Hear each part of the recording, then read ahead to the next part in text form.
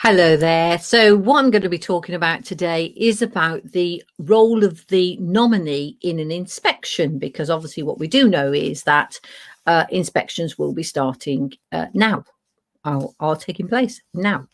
The information that I've got is from the government website and the guidelines and rules. But what I want to do is put them in a little bit more detail. And because of that, and because, as we know, that the guidelines are so huge, I'm going to be doing it in bite-sized pieces over the coming days, weeks, whatever. Okay, then. So my name is Andrea Jackson from Nu-Gnu, and I help training providers to improve the quality of the provision. I use questions based on the Ofsted inspection framework and identify whether the impact of the training provision is meeting the needs of the learners, and then guide the improvements through to ensure that it is. Right, so rule of the nominee in an inspection.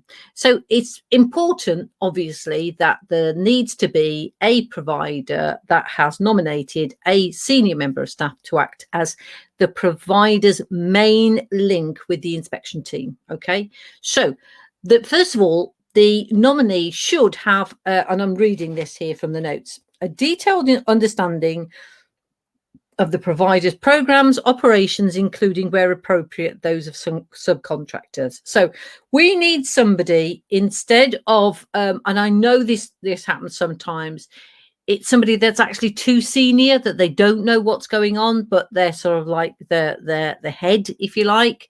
But it actually needs to be somebody that knows what's going on, that actually knows how we're delivering something, that we know how the operations work, that we know how the quality works.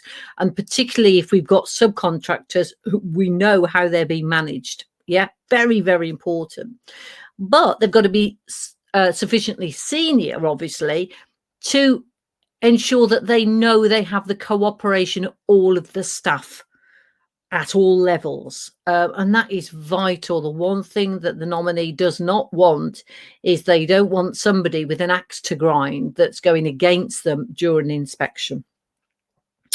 Also, they need to have the authority to carry out all of these roles during the inspection with autonomy. So they do not need to keep looking for or asking for permission to do something or checking whether this right. Then it's important that if something is being asked for, they can go and get it. They know where it is, they can go and get it, and they've got the authority to go give it over.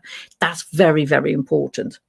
So the responsibilities include, now this is providing information for the lead inspector to support the inspection planning. So what we're talking about is your basic information, aren't we? How many learners, age group of learners, what qualification they're on, what level they're on, who their assessor is, where they are in the program, etc., etc. Okay, so because basically this gives you a handle on where we're at. They need to liaise with the lead inspector and ensure that the documents and other information are available and that all the staff in the company can attend meetings. So, okay, this is what's happening. These are the times. They will be here. You need to ensure that you can attend. Yeah, because the one thing that the inspections do not want is that they can't get access to members of staff. What is really, really important, and it's important for the training provider as much as it is for the inspectors, is that basically is that we know where everybody is, so that you have a list, you know where the trainers are, you know where the learners are, you know the arrangements that have to be made for that person to go, whether there's car parking, etc., etc. Vital to know. And this is why it's, as I say to when I'm talking to training providers, sort it out now. Have it as part of your routine that every single week you know where your trainers are and what they're doing. When I say where your trainers are, I mean location. Are they working from home? Are they working at a specific location? You need to know what's happening and whether the learners there, all of those, and the employer, that sort of thing. The nominee needs to inform the learners and the employers about the inspection. Now, it is vital to ensure that everybody knows it's an inspection. It is an inspection. They're coming to see, they're not coming to see you, they're coming to see us. They want to know about the strength of our provision, etc., etc. And it's really important that we don't put on anything that's artificial. So we don't do something that we wouldn't normally do because we think this will impress the inspectors, because it won't look right. It will look false. So we carry on about our day, but what we do know is that you may be contacted. An inspector may come and see us, because that's absolutely what happens, and it's fine.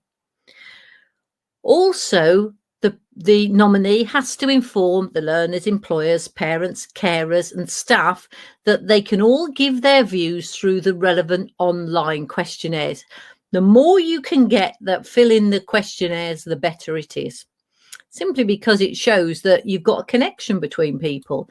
These are all of the sorts of things that I absolutely advise people to start doing now to get that connection.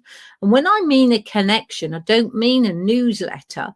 What I mean is actual on the phone chatting and getting objective views about their training provision. Very important, obviously, that the nominee can attend the team meetings, and in particular, the final grading judgment team meeting. From a nominee's point of view, everybody feedback at the end of the day needs to come back, and we need to go and get other information that we may need to either say that to strengthen that finding, or to ensure that actually that's not quite right. While you've found this, you can also find several other things to offset it, if that makes sense. Having said that, though, your training is what your training is, but it's important that you know the impact that your training is having.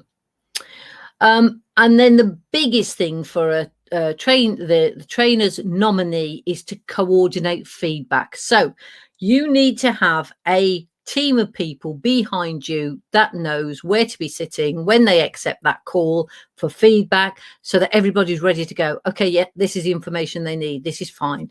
Because what the inspectors will want to do, they'll want to triangulate any evidence that they find. And if it's good evidence, you will find that. You will absolutely. And if it's not so good, you will find, you will try absolutely to mitigate it if you can. But you know what? What they want is what they want. Don't go giving them anything else. So that's the first little part of the nominee's responsibilities. As I say, the most important thing is it has to be the right person. So if you found this interesting and you think that somebody else might do, please send it to them. If you've been through an inspection, please put down your comments and how you found it, because I'd be very, very interested. I think the more information's shared, the better it is for us all, because all we're trying to do is make our trainers, our learners' lives a better experience, aren't we? So absolutely send it off. That would be absolutely great. And I will put my little banner on. If you want to comment, that'd be great. If you like us, again, that would be great. Send us on. And I will speak to you soon. Okay, take care. Bye-bye.